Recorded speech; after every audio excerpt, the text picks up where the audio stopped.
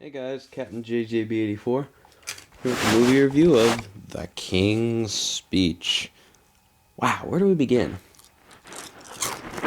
I didn't think I'd like this movie, but after watching this, wow, I'm just blown away. I mean, the story is about Prince Albert, and how he stammers he has a speech stammering problem, meaning that when you're talking and you're thinking on the word you want to say, it'll take a minute to say. And pretty much his wife finds this speech therapist, Lionel Logue, and it's not so much on the treatment of the stammer, but it's more of the friendship between these two characters. Prince Albert's played by Colin Firth. Lionel Logue's played by Jeffrey Rush. And just a fantastic movie, I thought, from start to finish. Everything I thought was good about it. The acting, the cinematography, the sound editing, everything. Even all that technical babble. And the only real complaint I can have for it was the actor playing Winston Churchill, Nathan Spall, I think. Timothy Spalls, I don't know. I'll put something up there. But I know Churchill was a bit of a bizarre person, but this guy came across just a bit iffy. I don't know. It wasn't bad, but just didn't really seem right. But everything else I thought was good about it. And I've heard some negative reviews from just people saying oh, it doesn't follow history.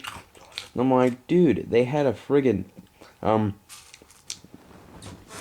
what I've known, what Colin Firth said in interviews, that while they were filming, Lionel Logue's granddaughter found this diary full of diary entries, letters, logs, all that, from helping King George, helping Prince Albert. So they pretty much reconsidered and rewrote a bit of the script and just included various important lines. One of them was after he gives the first speech, the wartime speech, Lionel says to King George, "You messed up on the W." Which, even a line that simple, it has its historical context.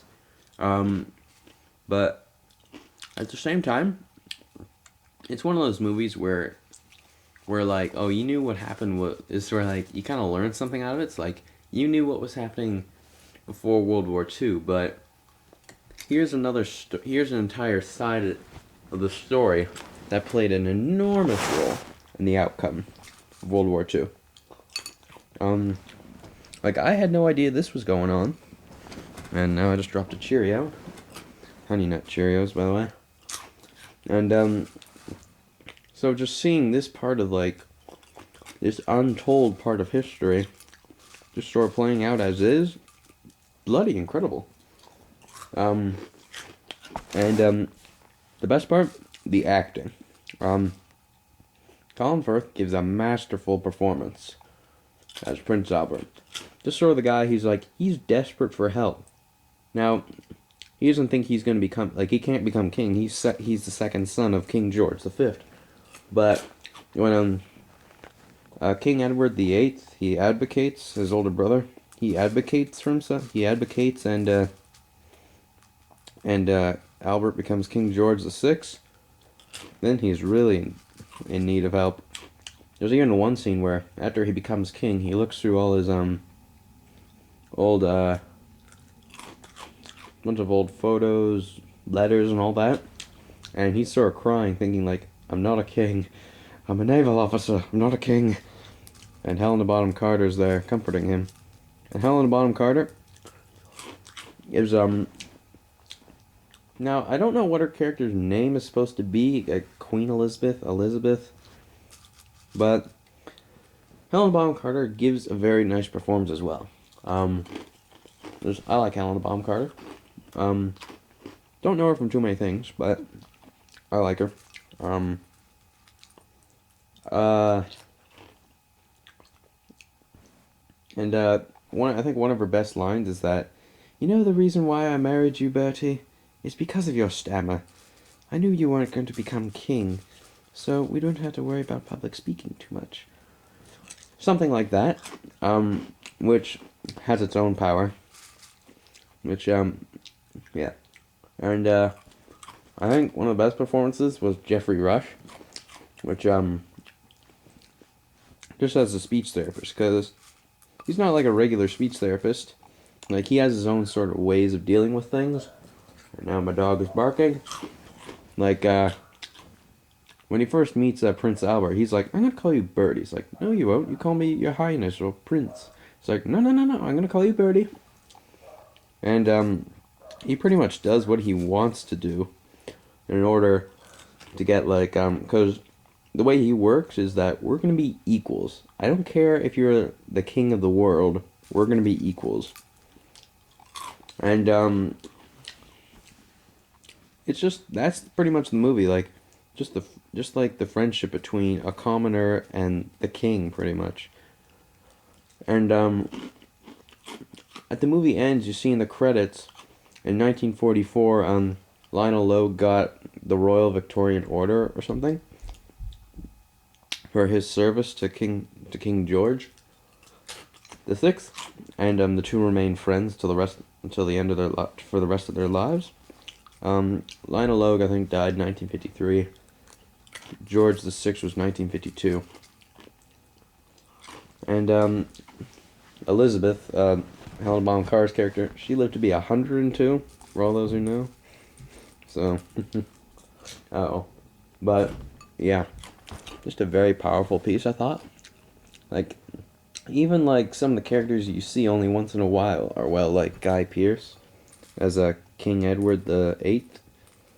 You know, he's in it for we're seeing him in the later half of the movie, and we just sort of learn, you know, like he advocated because he wanted to marry this American woman who was divorced twice, and the Church of England does not support that. You know, and that's happened throughout history with the kings,